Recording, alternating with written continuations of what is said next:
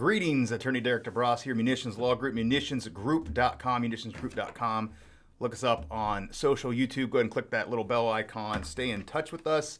We have something fresh off the presses, hot off the presses. Supreme Court United States decision, Garland versus Michael Cargill. This is the bump stock case. To give you guys a little context, you might remember under the Trump administration, there was an executive order that was signed that essentially made bump stocks into machine guns, at least under the law and under that order.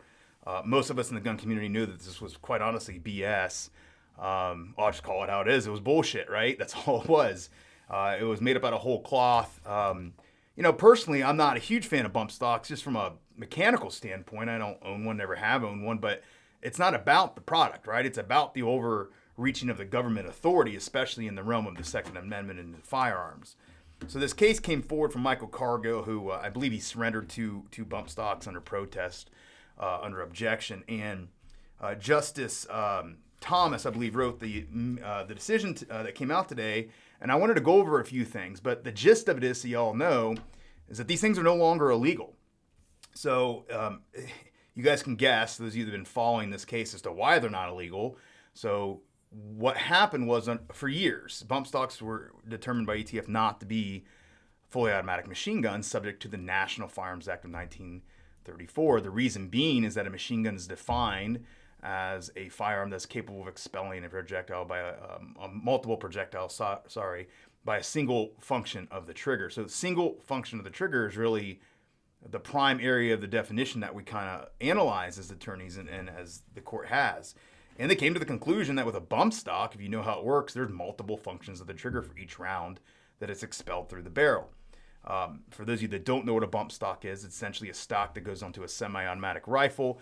And essentially the rifle kind of moves within that stock, moves back and forth. So as long as you have forward pressure on the forward part of the firearm, and you're continuing to hold that stock in your shoulder, your finger essentially acts as a pivot, and you're not actually pulling the trigger, but the trigger's hitting it multiple times in a very, very rapid succession. And I may have butchered that definition, and to the engineers out there, I am sorry if I did, but essentially what it does is it allows you to fire a semi-automatic firearm very quickly, okay? But every time a bullet is being expelled, the trigger, the mechanics of that trigger are being activated. They're functioning, right? So there's multiple functions on a single function of the trigger. So I'm going to go over just a couple highlights. I skimmed through this quickly today. It just came out. At least I just got word that it came out. So I wanted to get this out to you guys as much as I can. And I've read through this, but I haven't gone into the weeds on it. So Thomas states in a couple spots, because the shooter slides the rifle forward in the stock to fire each shot, each succeeding shot fires with a single function of the trigger.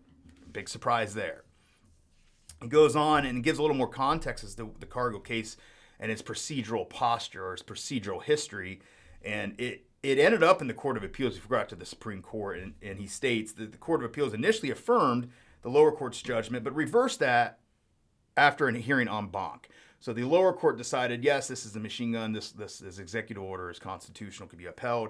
The appeals court initially affirmed that, but said after all the justices got together, this is the en banc hearing, they went ahead and reversed that decision, and they agreed, at least at a minimum, that it was ambiguous as to whether or not, quote, a semi-automatic rifle equipped with a bump stock fits the statutory definition of a machine gun, and the majority concluded that the rule of lenity required resolving that ambiguity in Cargill's favor. Rule of lenity is a criminal rule, essentially, that says if anything's ambiguous, we err on the side of the defendant or the accused. And then Thomas goes on to state a semi-automatic rifle equipped with a bump stock. The plurality reasoned, again, referring to the appeals court, fires only one shot each time the trigger acts, and so does not fire more than one shot by a single function of the trigger. So it's not like the Supreme Court came to this conclusion on their own. This isn't, as I'm sure the liberal pundits will make it out to be, this radical Supreme Court. Remember, an appeals court held the same thing. He goes on to say a semi-automatic rifle equipped with a bump stock does not fire more than one shot by a single function of the trigger. With or without a bump stock, a shooter must release and reset the trigger between every shot, and any subsequent shot fired after the trigger has been released and reset is the result of a separate and distinct function of the trigger. All that a bump stock does is accelerate the rate of fire by causing these distinct functions of the trigger to occur in rapid succession. He goes on again. Nothing changes when a semi-automatic rifle is equipped with a bump stock. The firing cycle remains the same. Part of the ATF's argument, and it was just garbage. And he kind of reiterates their argument here in his decision. ATF starts by interpreting the phrase single function of the trigger to mean a single pull of the trigger and analogous motions. So again, ATF going beyond their authority as they often do. He says, in any event, ATF's argument cannot succeed on its own terms. The final rule defines function of the trigger to include not only a single pull of the trigger, but also any analogous motions. ATF concedes that one such analogous motion that qualifies as a single function of the trigger is sliding the rifle forward to bump the trigger.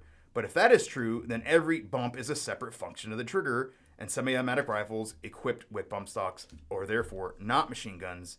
ATF resists the natural implication of its reasoning, insisting that the bumping motion is a function of the trigger only when it initiates, but not when it continues a firing sequence. But Congress did not write a statutory definition of machine gun keyed to when a firing sequence begins and ends. The National Firearms Act asks only whether a weapon fires more than one shot by a single function of the trigger. I mean, this is just, to me, I knew this was going to be the decision. It had to be. I mean, this is simple science. When you look at this mechanical engineering, very simple mechanical engineering, how this firearm functions. I love the dissent. I didn't read all of it. I haven't had time. But Justice Sotomayor, of course, writing for it, starts by saying, if it quacks like a duck, it walks like a duck. Well, give me a break. You're not even going into the law here. You're just making these emotional platitudes and statements, trying to say this should be illegal because you feel like it should be illegal. Court got it right. I wanted this to get out to you guys. I thank you, as always, for everything that you guys do, paying attention to my channel. I'll keep this information coming to you guys. Always remember to look us up online. Go ahead and like us on social media where you can find us. And as always, remember to be safe and carry on.